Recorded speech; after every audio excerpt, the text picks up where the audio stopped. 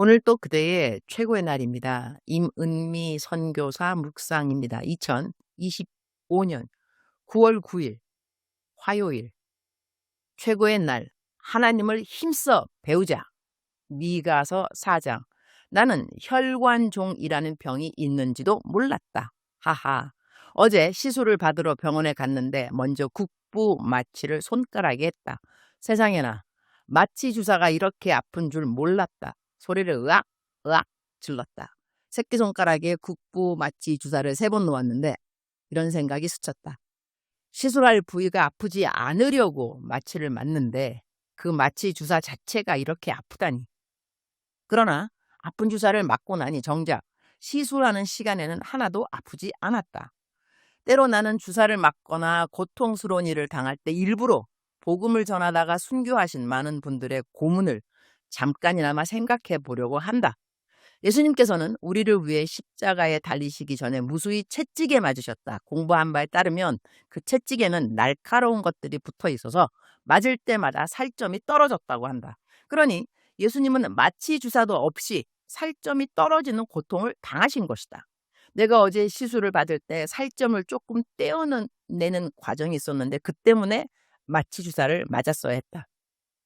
그런데 예수님은 채찍을 맞을 때마다 살점이 떨어졌다니 도대체 얼마나 아프셨을까 생각하게 되었다. 우리가 훗날 대환란을 맞이하게 된다면 복음을 전하다가 혹은 복음을 믿다가 고문을 당하는 이들이 분명히 생겨날 것이다. 그런데 고통을 준비해 본 적도 없고 고통을 견뎌본 적도 없는 사람들이라면 그 환란을 끝까지 참아낼 수 있는 사람이 과연 얼마나 될까, 그런 생각을 해본다. 지금 우리가 받는 작은 고통들이 훗날 큰 고통을 덜어내게 하는 마치 주사와 같은 준비일 수 있지 않을까 하는 생각도 해보았다. 내 묵상에 하루도 빠짐없이 댓글을 달아주시는 집사님이 있다. 어제 그 집사님이 이런 댓글을 남겨주셨다. 감사로 제사를 지낸다는 것, 제사라는 것은 죽인다는 것. 선교사님 말씀 속에서 하나님이 원치 않으시는 감정들을 제물 삼아 감사로 태워드린다는 고백이 제 마음도 울립니다. 저 또한 기도 응답이 더딜 때 먼저 제 삶의 열매와 행실을 돌아보라는 말씀에 도전을 받습니다. 단순히 간구만이 아니라 거룩한 열매가 있어야 하는 삶, 오늘부터 더 주님 닮아가길 결단합니다. 나는 이 댓글을 읽으며 감정들을 감사로 태워드린다는 표현이 마음 깊이 남았다. 죽이다, 태우다. 그러니 무엇이든지 감사가 된다면 그 제사는 하나님을 영화롭게 한다. 이렇게 접목이 될 것 같다. 요즘 사실 나는 감정적으로 어려운 일이 한두 가지가 아니다. 정말로 사시겠다. 하하하. 대적 기도와 감사 기도를 내가 잘잘법에서 설명한 대로 나보다 더 열심히 실천하는 사람이 있을까 싶을 정도로 요즘 나는 그 기도를 번갈아가며 많이 하고 있다. 오늘 나는 미국으로 떠난다. 선교지는 떠나는 전날과 다녀온 후 다음 날이 가장 할 일이 많은 날이 아닌가 싶다. 떠나기 전날은 무엇보다도 재정 일을 미리 준비해 두어야 한다. 돈을 보내놓아야 할 곳 많고 들어주어야 하는 부탁도 한두 개가 아니다. 불평할 시간 없어? 감사. 흐흐. 미가서 4장. 미가서 4장은 마지막 날에 모든 민족이 시온으로 모여 하나님의 말씀을 배우고 전쟁이 끝나고 평화가 임할 것을 선포한다. 흩어진 백성이 회복되고 하나님이 시온에서 다스릴 것이며 고통 후에 구원이 약속된다. 우리말 성경 번역 미가 4장 2절입니다. 많은 민족들이 오면서 말하기를 오라, 우리가 여호와의 산으로 올라가며 야곱의 하나님의 집으로 올라가자. 그분이 그분의 길을 우리에게 가르치시리니 우리가 그분의 길에서 행할 것이다 라고 할 것이다. 이는 율법이 시온에서 나오고 여호와의 말씀이 예루살렘에서 나올 것이기 때문이다. 이 구절을 읽으면서 이번에 신학교에 복학하는 아들 여호수아가 생각났다. 여호수아가 신학교에 복학한다는 묵상을 나의 다른 아들 제임스에게 보내주었다. 제임스 역시 신학을 하다가 중간에 그만둔 아들이다. 내가 아들 8명 중 4명을 신학교에 보냈는데 2명은 졸업을 했고 2명은 졸업을 하지 못하는 가운데 이번에 여호수아가 다시 복학하게 된 것이다. 그래서 얼마 전에 여호수아가 신학교에 복학한 경위를 적은 묵상을 제임스에게 보내주었다. 그 묵상을 일부러 보내준 이유는 제임스도 빨리 신학교에 복학했으면 좋겠다는 나의 마음 때문이었다. 그 묵상을 보고 난 다음 제임스로부터 이런 문자가 왔다. 한국말로 옮겨본다. 와우, 와우. 오늘 제 마음이 너무 기쁩니다. 내 형제 여호수아가 다시 신학교에 돌아가 공부를 시작했다는 소식을 들었기 때문입니다. 하나님의 뜻이라면 곧 저도 그 길에 함께 할 수 있기를 소망합니다. 어머니, 이 일을 가능하게 해주셔서 감사합니다. 아마 기억하시겠지만 2, 3년 전쯤에 아들들이 함께 만났던 때가 있었습니다. 그때 킴이 우리 모두를 위해 점심을 사주었고 우리는 아버지를 찾아뵈며 어머니께 잘못하고 아프게 해드린 아들들이었다는 것을 고백하며 용서를 구했던 일이 있었습니다. 그 후에 킴이 제게 나눈 이야기가 있습니다. 어느 날 어머니께서 우리와 가족이 어떻게 지내는지를 물으시며 늘 기도해 준다고 하셨다는 것입니다. 그 말을 들은 후 저는 제 형제들의 회복을 위해 기도하기 시작했습니다. 그런데 지금 이렇게 하나님께서 일하시는 것을 보니 놀랍고 감격스럽습니다. 어머니, 우리를 사랑해 주시고 하나님을 사랑하도록 가르쳐 주셔서 감사합니다. 그 기초가 바로 큐티의 삶이었고 그것이 지금까지 우리를 붙들어 주었습니다. 하나님께서 어머니를 축복하시기를 기도합니다.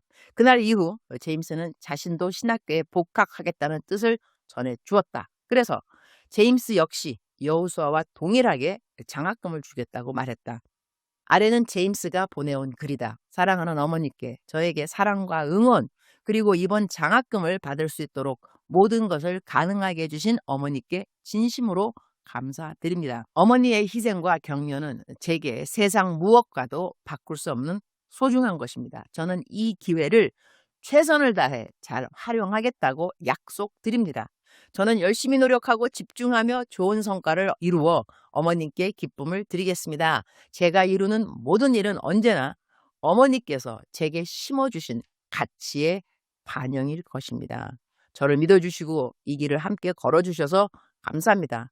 어머니를 깊이 사랑하며 말로 다 표현할 수 없을 만큼 감사드립니다. 이렇게 해서 신학 공부를 멈췄던 두 아들 모두 이번 학기에 복학하게 되었다. 주님, 오늘 또 최고의 날입니다. 저의 두 아들이 오늘 성경 구절 말씀처럼 오라 우리가 여호와의 산으로 올라가며 야곱의 하나님의 집으로 올라가자 그분이 그분의 길을 우리에게 가르치시리니 이렇게 선지동산으로 다시 가도록 인도해 주셔서 감사합니다. 둘 다 훌륭한 하나님의 종들이 될 것을 믿습니다. 다른 사람들은 혹시 믿지 못한다 해도 엄마는 믿어야죠. 엄마니까요. 우리 하나님도 우리를 보시면서 믿어주심은 우리가 믿을만 해서가 아니라 하나님이 우리 아버지이시기 때문에 그러실 수 있지 않을까 생각합니다. 저도 엄마니까 우리 두 아들 이번에는 신학교를 끝까지 잘 마칠 것을 믿습니다. 시술하는 곳을 봉합해서 자판기 사용이 불편하지만 이제 완전히 낫고 이전처럼 편하게 자판기를 사용할 날이 어제보다 오늘 하루 더 가까워졌음을 감사합니다. 할렐루야. 오늘은 미국으로 떠나는 날입니다. 비행기 시간이 자정이기 때문에 짐 싸고 준비할 수 있는 시간을 주셔서 감사합니다. 주님 사랑합니다. 주님 감사합니다. 오늘 또 우리 주님 저를 보시면서 하루 종일 기쁨을 넘어서 감동이 되시면 참 좋겠습니다. 외우면 좋은 말씀 디모데후서 3장 16절 17절 모든 성경은 하나님의 감동으로 된 것으로 교훈과 책망과 바르게 함과 의로 교육하기에 유익하니 이는 하나님의 사람으로 온전하게 하며 모든 선한 일을 행할 능력을 갖추게 하려 함이라. 개역개정 번역입니다. 작정서 점수 100점. 사랑하는 그대여, 사랑하는 그대여, 오늘 좀 늦었지만 출석 부르고 있습니다. 대답하셨나요? 사랑하는 나의 아들, 사랑하는 나의 딸, 지속성, 일관성, 연속성 쉽지 않지? 그러나 이 쉽지 않은 일을 너의 여호와 하나님 아버지는 매일같이 하고 있다는 거 너는 어떻게 생각하니? 해가 떠오르는 것처럼 그 다음날 또 해가 떠서 또 나는 너에게 어제나 오늘이나 내일 영원토록 동일한 하나님이라고 말을 해줄 수 있으니 일관성 있는 너의 하나님. 너는 나에게 일관성이 없어도 나는 너에게 일관성 있는 하나님이라는 것을 너가 알았으면 좋겠구나. 너가 일관성 있는 것을 내가 원하는 것은 사실이지만 그것보다 더 중요한 것은 너는 일관성이 없어도 나는 너에게 일관성이 있는 여호와 하나님이라는 것을 너가 믿고 따르고 감사하고 옆에 사람들에게 전해주면 좋겠구나. 사랑하는 그대여 사랑합니다. 사랑하는 그대여 축복합니다. 오늘도 그대의 최고의 날입니다.